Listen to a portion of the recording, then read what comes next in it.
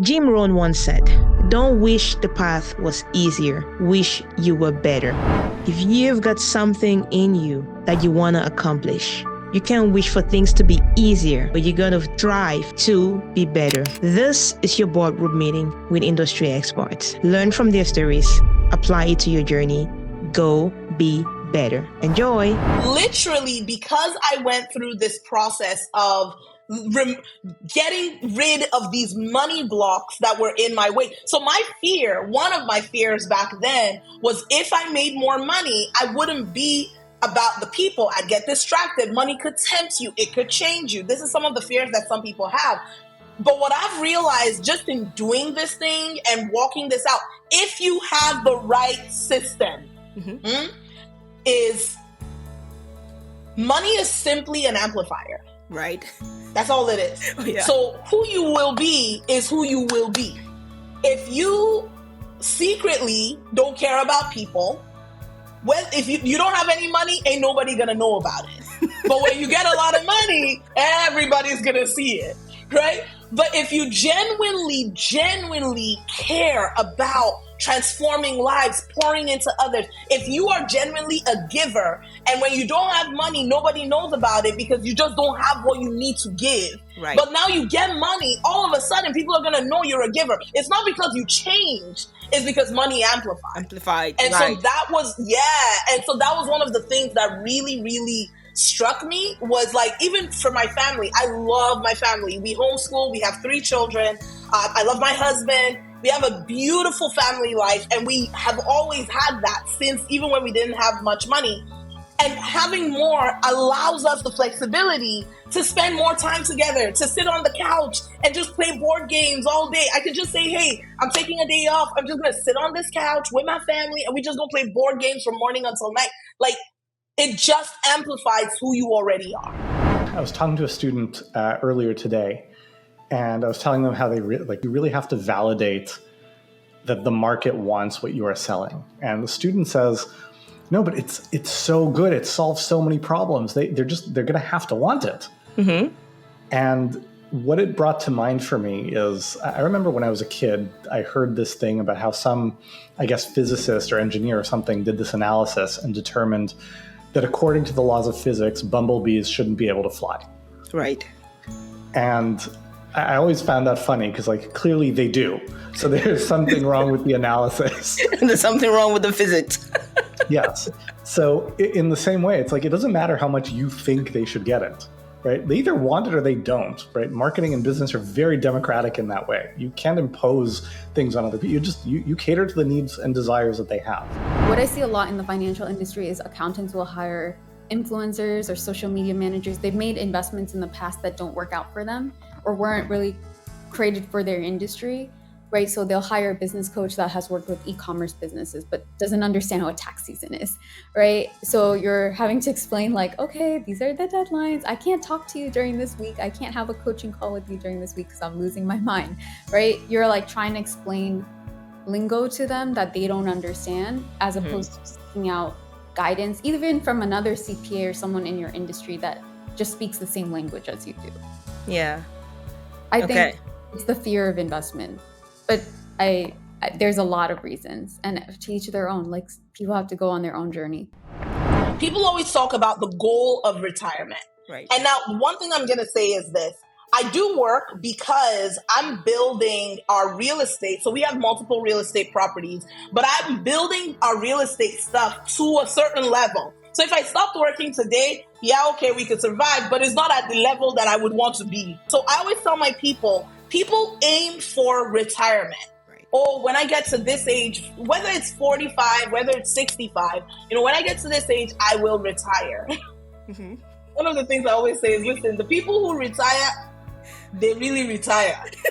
As in, they peace out to the whole world when you fully retire. Because we have this image in the West and in many countries that retirement looks like sitting on a beach, watching the waves, eating some candy. They're just like doing nothing. And that's when I will finally get rest. And the reason people think this way is because we're so overworked. So in our head, the dream is I'm doing nothing. But one thing that we train, so we work with career professionals and we work with business owners in two separate programs. But we train both career professionals and business owners to understand there is a type of work that energizes you.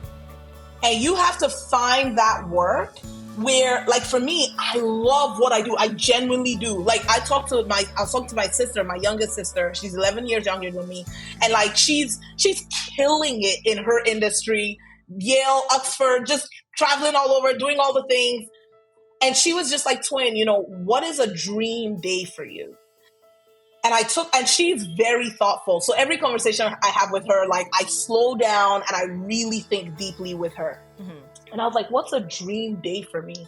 And so I shared like my family, we'd be playing board games because I love board games. Yeah. I'd walk out to the beach. I love water. I'd look at nature and I'd pour into people. So I'd probably either be speaking at an event or I'm coaching my people and I give like doing a podcast like this. Mm-hmm. And she was like, hold up.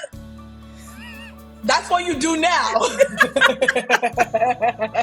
And I was like, yep. Yeah. Is what I like to do. That's my dream. If I wasn't doing these things, I would be ridiculously bored. And if we get too bored, we actually create drama for ourselves. So one of the things that has been studied is that people who have too much time on their hands, that's where you see, or they have so much money that they feel they don't need to apply themselves to a type of work that motivates them, is they actually are able to get into drugs and alcohol and really destructive things that they wouldn't have if they had something to busy themselves with. So I feel like in our world, and this is what our top vision in our company, is to have a world where your success is defined not just by your numbers and numerical wealth, but by the freedom that you have. So time freedom, financial freedom, and by your ability to impact other people. And like, if you can have that, I feel like people wouldn't have these visions of sitting on a beach doing nothing, absolutely nothing for 20 years as their retirement. It would be, I can do that right now. I can go for a week. I can go for a couple of weeks. Like we're doing a full month trip with my family this year. We can do these things and do the work that God has put us on the planet to do and feel fulfilled and rested in both. So we like to pretend that we are rational creatures and we're doing this very thorough analysis. I've done the cost benefit, but we make buying decisions with our hearts and then we rationalize them with our heads. True. Right? And, in hindsight, really, I was in a place of, I'd just gone through this massive setback and you doubt yourself, you doubt things. And that's the headspace from which you're like, maybe something that I can fall back on, maybe something that is, in air quotes, proven. Mm-hmm. Right. And, of course, you go through the process, you put the feelers out. And what actually prompted me to look in the first place is that while building my business, I've been invited to do some guest speaking to different business school classes. And one of the professors, I think he was like the coordinator of the department or something, he said, you're really good at this. If you get an MBA, I'd love for you to come teach at the business school. And I love teaching. I'm a teacher in my personality. I'm still basically a teacher. Yeah. I teach through my business and I teach on my own terms and it's all good. But I was like, all right, I'll explore this. And you go through the process and essentially you don't realize this. You think like you're applying to them, but they're trying to make a sale for, whatever many, many tens of thousands of dollars of tuition that it is. Yeah. For your prospect. But you jump through some hoops and then they flatter you and like, you've been accepted if you want, like it makes you feel good, especially when you're in this place of insecurity. Mm-hmm. And so I made what is probably the worst financial decision of my life. And I invested in that MBA. And I went through the process and I got my MBA, which I think is a degree that has so little value.